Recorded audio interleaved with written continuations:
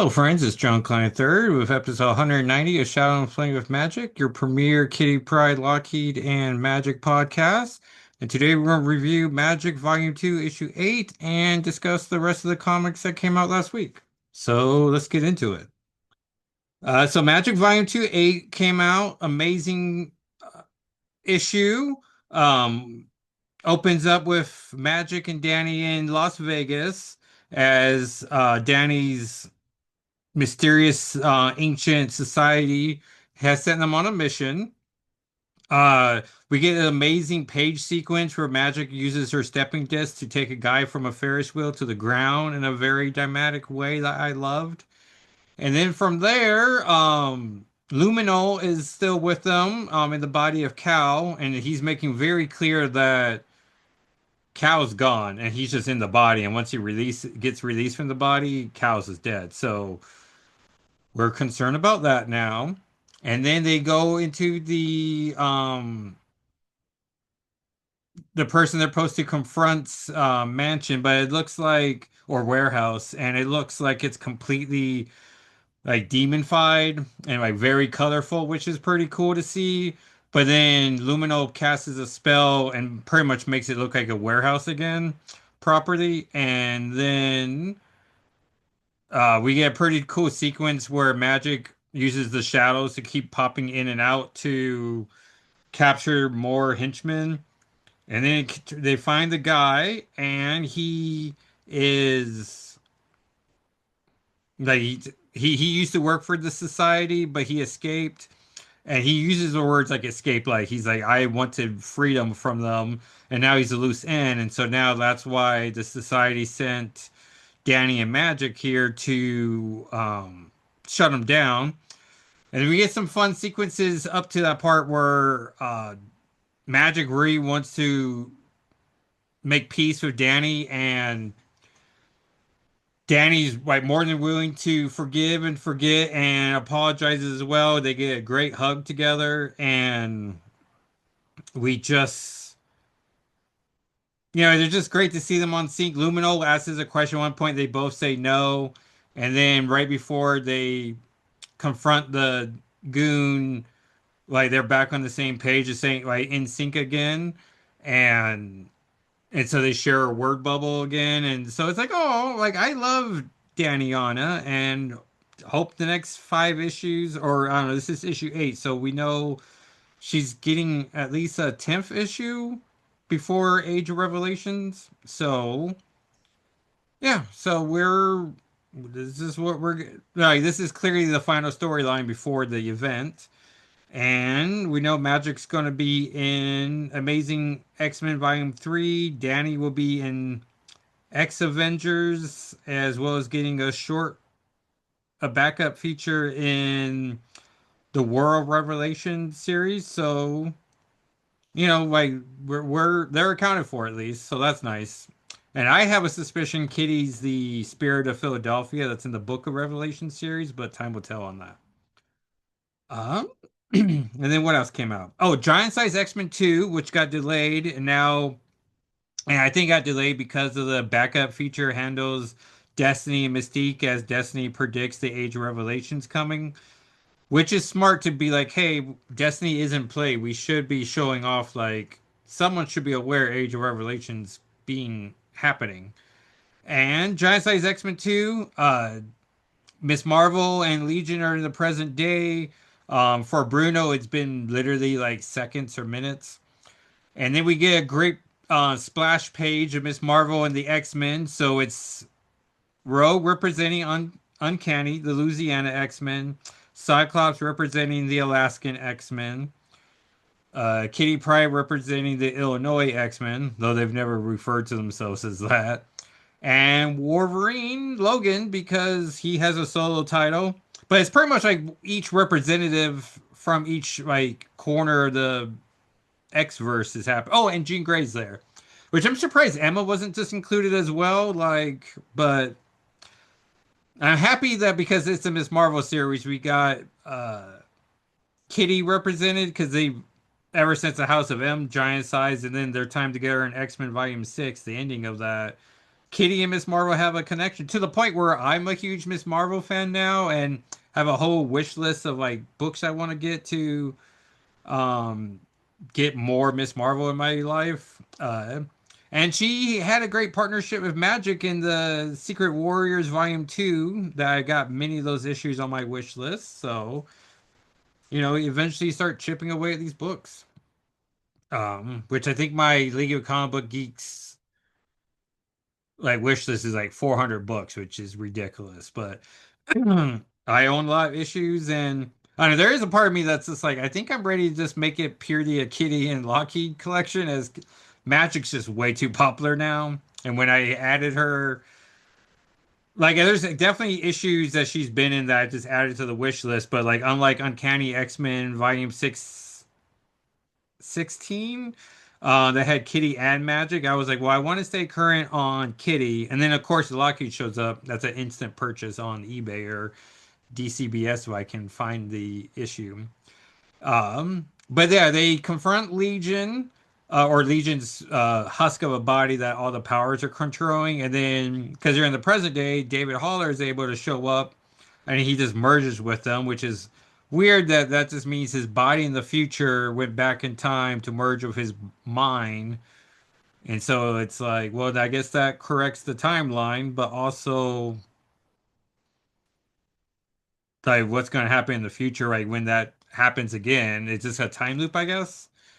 Um, and then the issue ends nicely with Rogue. Like Kitty's like, "Well, I'm off back to Chicago," and Rogue's like, "Hey, you want to get a coffee?" Which I love the. It's been a very slight subplot from Uncanny X-Men on Volume 6-1 where Kitty wasn't wanting Rogue to call her anymore, and then what was it? Exception X-Men 5. Bobby's on the phone with Rogue, and Kitty grabs the phone, and then hangs up immediately on Rogue, and then oh yeah, and then clearly in issue 15 on Canny, Kitty and Rogue are talking on the phone, and now you see them working together. So it's like, hey, like it's working. They're doing it. I love it for them. And and so they're gonna get coffee, and then in the very next panel we see Magic show up to pick up Scott, and it's like, come on, like we're so close to getting Katyana, and like what are we doing? Like is it building up to something? Like, hey, we're getting the fans so enticed that we want or incensed that we want them to be desperately begging for a title, and because who knows what post Age of Revelation is going to be. The nice thing is that clearly it takes place X years in the future. Present day Scott's going to go there, learn a lesson, go in the back, make sure he's never in a room with Doug, and then you just pick up where you left off pretty much.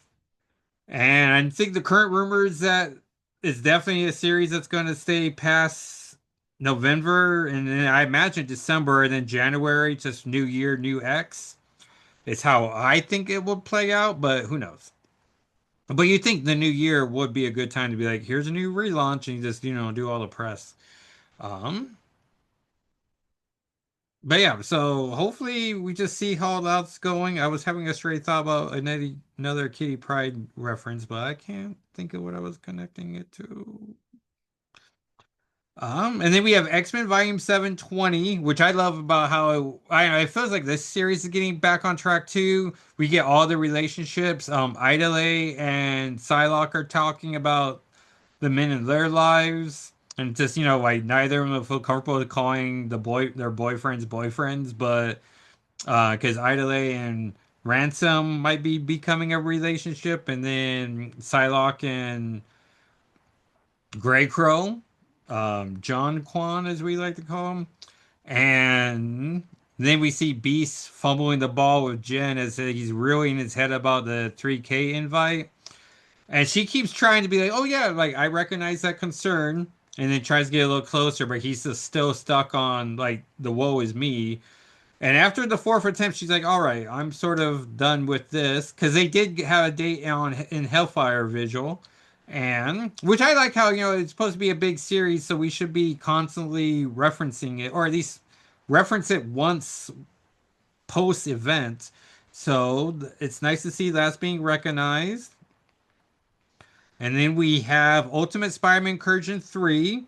And so it's interesting to see Peach Mobico's X-Men being used by anyone else and drawn by someone else as Miles and Mayforce? Mayweather? Maystorm. I think it's Maystorm from the X-Men. I don't know, like because they're not using hero names, it's so hard for me to connect to old dad brain. But Maystorm, yeah, that's right, because she's inspired by Wakandan freedom fighter Storm. And so they're trying to get Billy, Miles' sister, and then of course Magic shows up, grabs her, Billy that is, and then takes her away. And so Volume 4 or Issue 4 that we know was going to be the big Miles versus Magic um, subplot, or she's on the cover, excuse me. And so like I got 4 issue ordered, which I should have just ordered issue 3 because I had the suspicion that was going to be the thing, but I really don't want to buy anything from DCBS that I want to like give to Walker D or try to sell back and be like, well, I didn't want this. Speaking of which, I'm trying to desperately get a cover, the daughter Russell Dauterman cover of Magic 8 that I should have just bought for $35 on CBS, but the summer's always tight for us. And so I was like, I can't just only get one comic that week. And so but unfortunately it's going for like 50 to $60. And some of these bids are like the bids I've lost are currently at $100. It's like, what are you people doing? Like, it's too much. So I don't know. It's probably never to be. But if Russell Dauterman ever does the Kitty Pride cover, like I'm just going to have to like suck it up and only get that cover and like 2 other essential issues that month because I do not want to miss out on a Russell Dauterman Kitty Pride cover. Like, you know. And it's a real shame that it's a 1 in 25 variant because I got the Dauterman Cyclops cover because my letter was printed in that issue. And so I was like, well, I just want that issue. And I was like, well, that one's the cheapest one. I got it for like, including shipping, like $12. Which is one of the reasons why I really went with the DCBS because it was just cute. Like I was losing so much money on shipping, where I was like, well, if I just buy the bulk of comics ahead of time, shipping should balance out. So I don't know, but now this anxiety and anxiousness. So it's just like I can't believe I'm missing out on this Magic cover. Like if I had it and I got the kitty one, I can then put it in a frame or something. But we'll just figure it out. But it's just a shame that it was a 1 in 25. Like, why? But now I've been burned, so now I'm lesson learned about DCBS because I was able to get that Ultimate Sprite Ultimate Wolverine cover a while ago that they wanted $35 for. And I was like, that's ridiculous for that cover. And then I literally got it for like cover price on eBay. But now that I know that's not always the case, like one successful story, one failure story, lesson learned, just if it's a cover I really want, just try to make it happen, I guess. Um, so yeah, Ultimate Spider-Man Incursion 3, which I guess I've been having a lot of magic thoughts lately about my collection and so I got 4 and I added Incursion 3 to my wish list and she was in issue 1. And then I really want Ultimate Invasion 2 because that's the first appearance of Magic or this Ultimate Magic. And so, but it's like, oh yeah, like I got all these wish list items, and it's just like, well, what's my priorities? And I don't know. I think I want my priority to really be because on my wish list, I have on my and you can follow me on DCBS with Jacko SII as I am on most socials. And I just like if I got all the because they break all the characters down, right? So Kitty Pride has a Kitty Pride, she has a Shadow Cat, she has a Kate Pride, um, and she has a fourth one where like if we combine all these, she'd be my number one character. But unfortunately, I don't pay for League of Comic Book Geeks premium service. But I've always been tempted to because I love to have her at number 1. But even if I got all the Shadow Cat ones, she's at number 6, and Cyclops is number 5. And that doesn't give me enough space. I can pull this up on my phone real fast because I love this app. And so if I go to collections, comics, stats, I'm currently at 2,509 Marvel comics, so that's fun. Yeah, so Wolverine's number one character. Shadowcat is number six, right behind Cyclops, and Cyclops is 705, and Shadowcat 664, maddening.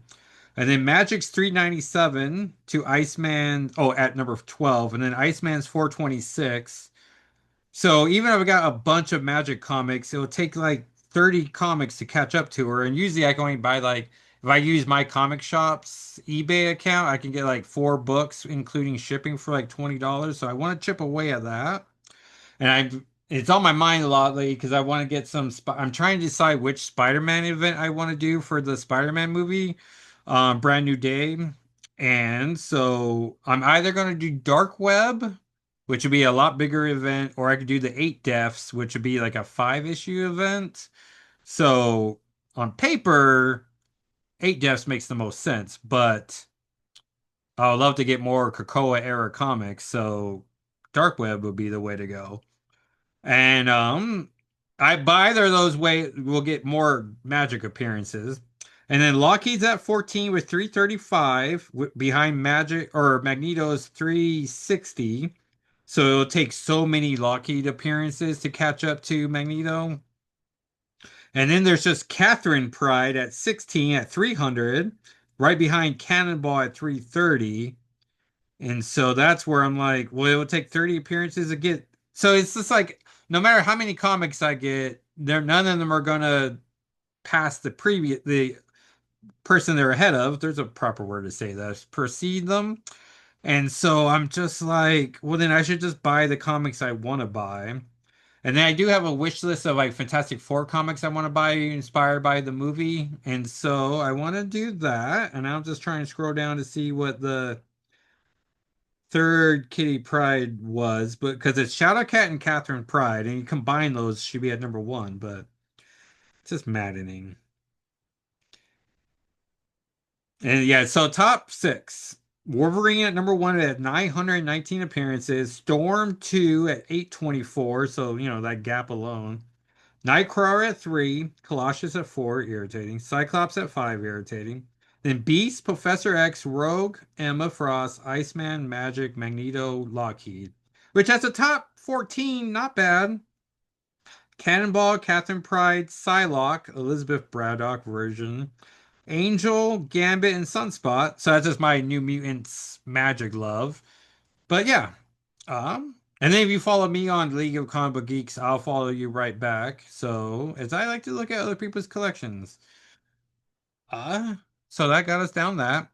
And so, oh yeah, and then finally, Laura Kinney, Wolverine 9. Gabby was on a mission with Zados, Dracula's son, who's sometimes a good guy, sometimes a bad guy. He was the bad guy in Exterminators, Volume 2, but got his just desserts there. And so they confront someone who's a bad vampire, but then they put this goo and this virus inside poor Laura Gabby's body, which causes her face to melt. And so she finds Laura. Laura agrees to have Xanos come into her apartment, and which would be a fun gag that pays off later. Where Gabby and Jonathan, the most real of the Wolverines, and Laura apologizes to Jonathan that they're going on yet another mission where he's not allowed to, even though he wasn't allowed on the Gabby mission and she got wrecked. And so they go to find Clea because Doctor Strange is stuck in Asgard, and I guess they're not going to go to Doctor Doom for help. And Gabby has a very nice moment where she goes, "Oh wow!" And Clea's like, "Yeah, it's an impressive house, the Sorcerer the Sacred Synchrum." That's not what you call Doctor Strange's house. The Sorcerer Sanctum? Ugh, how many times have I seen it in a video game and not losing the time of it now? Anyways, Doctor Strange's house, which is now Clea's house, I suppose. But Gabby's like, no, no, no, you're very pretty. And Clea's like, well, compliments is not necessary, but thank you. And it's like, oh, Clea, you are very pretty. And good on Gabby for being like, they need some help. And so, yeah, maybe some flattery does help. Clea brings the virus out, which then brings all the vampires into her house. Xanos was not allowed into it because he's the son of Dracula, and Clea has sense. No offense to Laura.